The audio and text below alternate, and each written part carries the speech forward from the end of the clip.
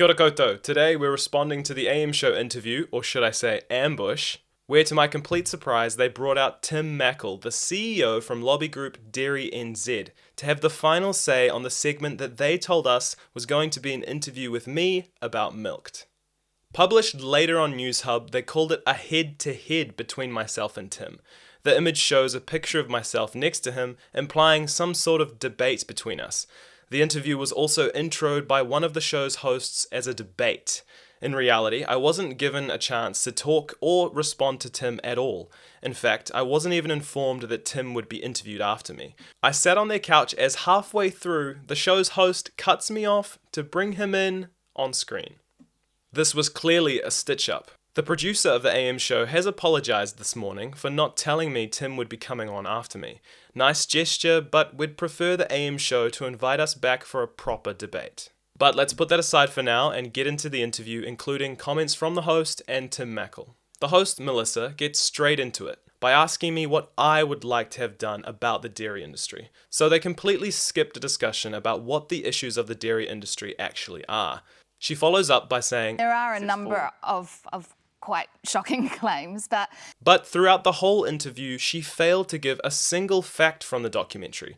Every single claim made in the film is backed up by our facts page on the Milked website. By framing them as shocking claims, the host is sowing seeds of doubt without actually refuting anything said in the film. A cheap shot which disrespects the many experts interviewed in the film. Melissa then says emissions from milk production in NZ are 40% lower than the global average. We have no idea where Melissa got this stat from.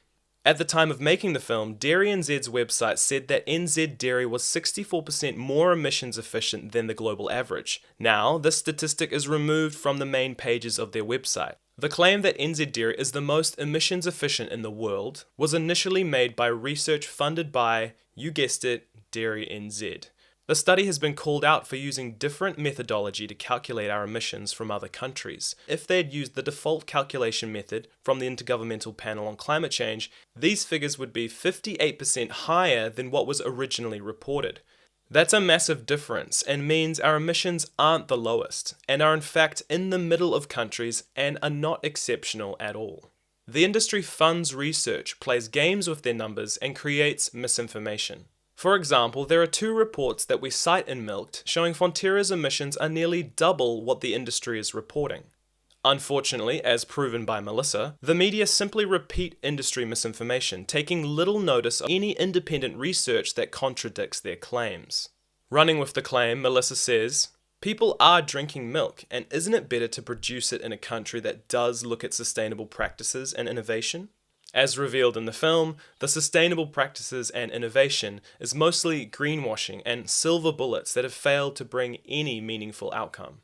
Melissa implies that the global demand for dairy is a natural phenomenon, failing to recognize the global dairy industry worth over $827 billion USD spends a massive chunk of its profits on advertising and creating that demand. Just recently, the UN released a report detailing how the $55 billion baby formula industry uses pervasive, misleading, and aggressive marketing strategies to influence parents' infant feeding decisions. The report found that the sector used exploitative practices that compromise child nutrition and violate international commitments. The majority of New Zealand's milk is exported as milk powder, which ends up in products like baby formula. So the industry literally creates demand for milk from the day we're born. If we want to reduce dairy consumption, all we have to do is stop manipulating people into buying it. And as I said in the interview, this demand is soon going to be met by precision fermentation, especially when it comes to milk powder. So what are we doing to prepare our farmers for this disruption? Now let's get to Tim's arguments, which look like they were carefully prepared prior to the interview. I'm willing to bet that unlike me, Tim had a heads up about my involvement in this debate. Firstly, Tim says our dairy industry is anything but industrial, saying that most farms are family owned. Family owned is a marketing term used to distract from their industrial nature.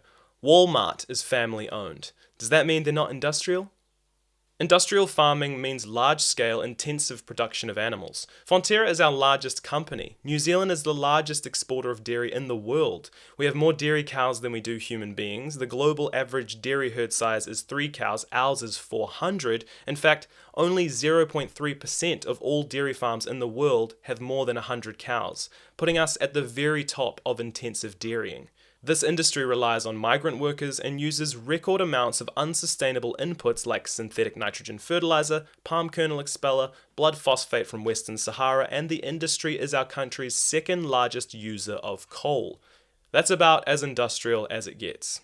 It's also sinister to use families as a media shield, while the industry disregards the increased cancer risk brought to these families by their own nitrate fertilizers. The nitrates contaminate our drinking water, which could be affecting up to 800,000 people here in Aotearoa, with dairy farming families who live on their farms at the center of contamination sites. Tim says, yes, I work for the dairy sector, but I can tell you hand on heart, milk is a wholesome food. Here we have Tim using the classic fallacy appeal to authority. He doesn't address any of the facts stated in the film, simply saying he has a PhD and that milk is wholesome. I'm sorry, but putting your hand on your heart doesn't amount to a scientific reference. Milk, on the other hand, had nutrition experts providing us with facts that are backed up by science and referenced on our website. They also don't get paid millions by any big industry.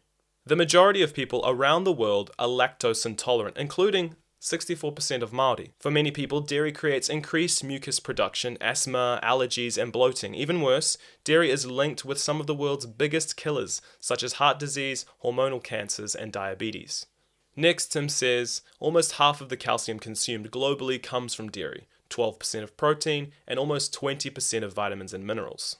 We've already addressed how the dairy industry manufactures this demand. Just because we consume lots of it doesn't mean it's good for us. The myth that calcium from dairy is good for bone health is covered in the film. Countries with the highest dairy consumption also have the highest rates of fractures. Outdated science has led many countries, like New Zealand, to advocate for calcium intakes double what is recommended by the World Health Organization, highlighting the need to reassess just how important massive amounts of calcium and dairy products are for human health. And animal agriculture is undeniably the least efficient way to produce food. Although 83% of the world's agricultural land is used for farmed animals, only 18% of global calories come from that land use, showing us that we could easily meet the nutrition needs of the world without destroying our environment and exploiting animals.